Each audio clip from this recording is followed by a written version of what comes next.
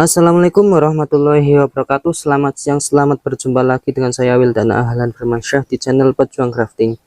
Oke, jadi apa kabarkah kalian hari ini? Semoga kita semua dalam keadaan sehat walafiat, dilimpahkan rezekinya, dimudahkan segala urusannya, dan semoga kita semua tetap ada pada lindungannya. Oke, langsung saja. Jadi di video ini saya akan melakukan grafting lagi ya pada bibit durian, dan kali ini yang akan saya grafting yaitu entres durian duri hitam. Nah, pada video kali ini saya akan menggunakan dua teknik grafting. Yang satu akan saya sambung di bonggol sini ya, dan yang satunya lagi saya akan dilakukan yang di atasnya ini ya.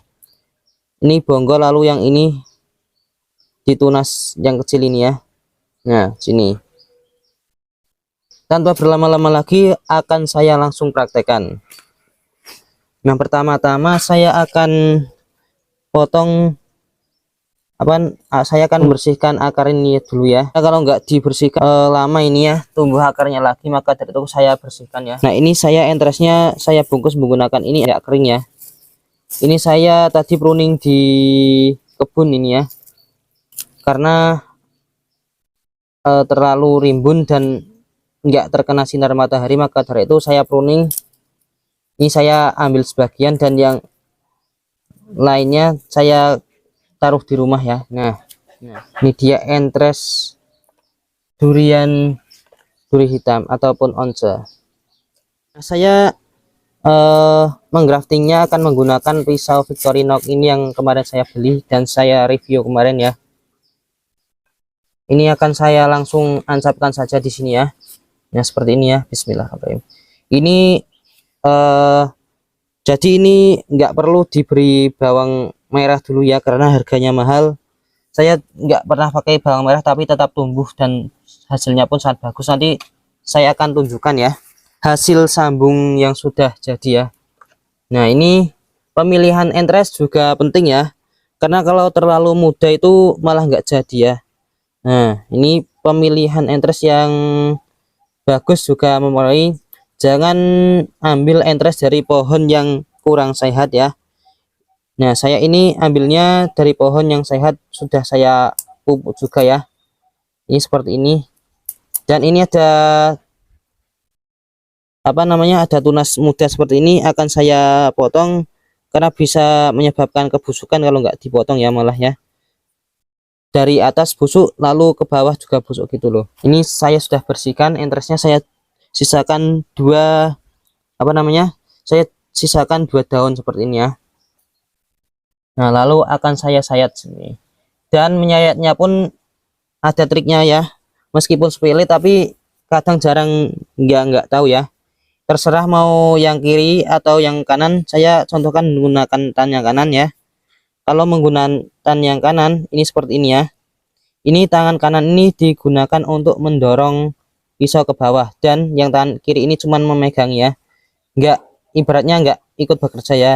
Yang mendorong ini karena agar nggak terkena tangan ya, kan gini didorong sini kan. Nah, ini jempol ini kan mentok ini, jadi nggak akan mungkin mengenai tangan ya, karena kan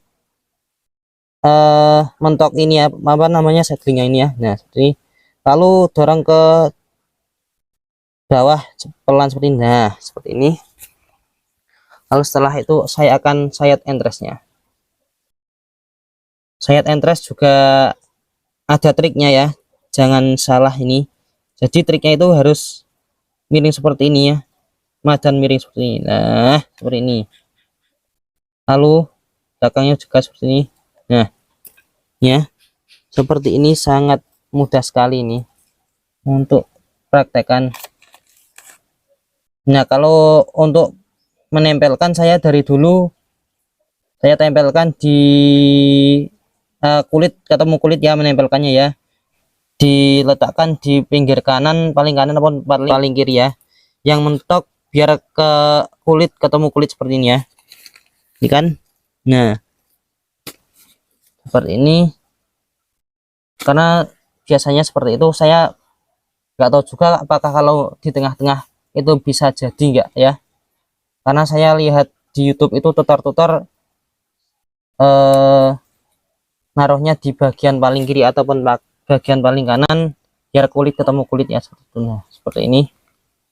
Jadi ini nggak perlu ditutup rapat ya, malah nanti lembab ininya, busuk ya. Nah, seperti ini. Lalu disungkup menggunakan plastik. Bisa menggunakan plastik es ataupun plastik yang enggak kecilan lah. Ini saya menggunakan plastik ini bekas untuk wadah gorengan. Karena daripada terbang sia-sia, nah maka dari itu saya gunakan dulu. Nah, dan menutupnya pun jangan rapat-rapat ya, karena bisa nanti malah busuk, juga menyebabkan busuk bila terlalu rapat seperti ini ya. Nah, ini saya sudah sambung, lalu akan saya sambung yang satu lagi ya. Nah, saya membersihkannya menggunakan ini ya. Nah, dulu saya nggak pernah dipotong akarnya, malah lama ya tumbuh akar barunya. Nah, seperti ini. Kalau mau dirangsang menggunakan bawang merah juga bagus, tapi saya nggak menggunakan karena harganya mahal ya. Nah, seperti ini. Ini saya akan potong ya seperti ini ya. Nah, seperti ini, lalu saya akan sambung menggunakan yang ini. Saya akan ke bawah lagi lah. Nah, seperti ini ya. Caranya sama penyayatan seedlingnya ya, seperti tadi ya. Pokoknya harus hati-hati, fokus, jangan mendenger ya, nanti malah terkena tangan.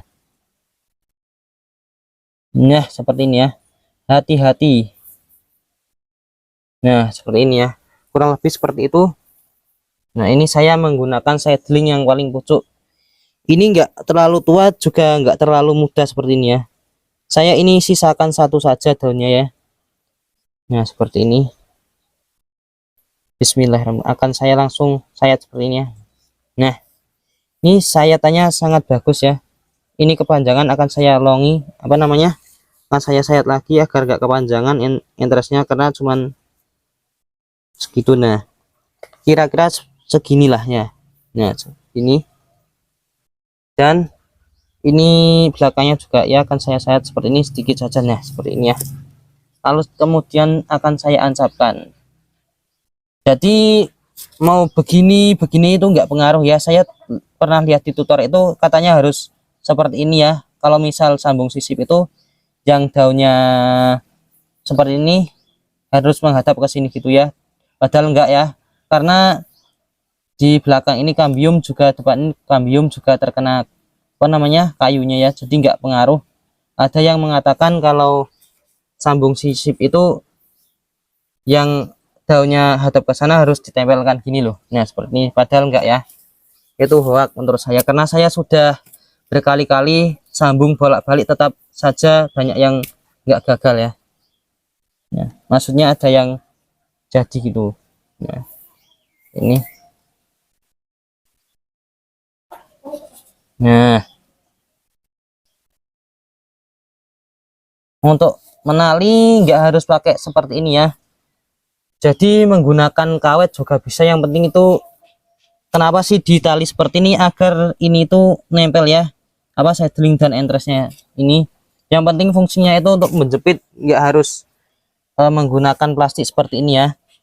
Nah, seperti ini.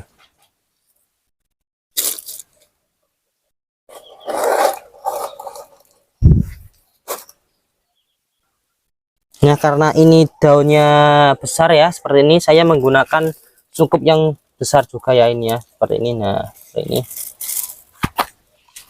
Lalu akan saya tali lagi ya. Saya menggunakan sisa bekas yang tadi potongan yang untuk sungkup ini ya, seperti ini ya jadinya ya. Nah, dan saya akan tunjukkan hasil sambungan yang sudah jadi ya. Ini seperti ini. Saya sambung menggunakan entres durian musangking ini. Ini yang mirip seperti ini ya. Ini di bawah ini. Nah, ini. Dan yang ini yang di bonggol ya, ke atasan sedikit seperti ini ya. Seperti ini ya. Ini yang sama seperti ini ya. Ini saya menyambungnya di bagian atas ya, seperti ini ya. Enggak terlalu atas sih.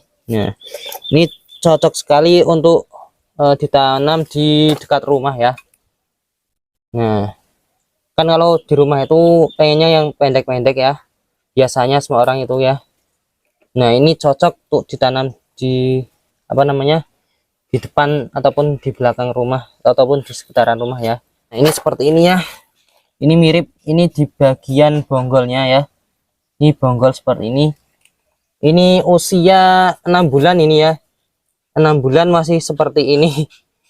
Seedling yang sehat juga mempengaruhi pertumbuhan ya, jadi belum tentu juga sih kalau apa namanya di seedling bagian bawah itu pertumbuhannya lambat. Saya akan tunjukkan yang di bagian seedling bawah tapi sudah panjang ya, tapi saya lupa sudah berapa bulan ya. Nah ini dia yang saya sambung di bagian bawah ini, padahal interestnya kecil tapi bagus ya karena sehat, jadi cepat tumbuh besar. Nih hampir sama dengan yang ini ya, yang belum disambung nih.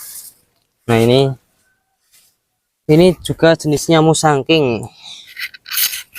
Nah kalau ini terlalu pendek jadi harus dipotong ya ini ya. Nah paling disisakan ini kalau mau paling pendek ya, kalau mau memang ingin pohonnya pendek, tapi kalau ini tetap dipotong karena terlalu mepet dengan tanah dan juga rawan pencurian juga ya. Pencurian kalau sudah apa namanya berbuah bisa diambil orang kalau di kebun ya. Dan taruhlah di tempat yang lembab ya, apa namanya, setelah disambung taruh di tempat yang enggak terkena sinar matahari secara langsung agar enggak layu ya, seperti ini ya. Nah kecuali sambung sisip, kalau sambung sisip malah harus diletakkan di yang panas ya. Nah seperti ini saya akan nunggu sekitar 2 minggu lebih ya, biasanya 2 minggu udah kelihatan hasilnya, kalau paling lama ya 3 bulan ya, paling lama ya. Kadang juga 1 bulan juga sih, nggak nentu itu ya.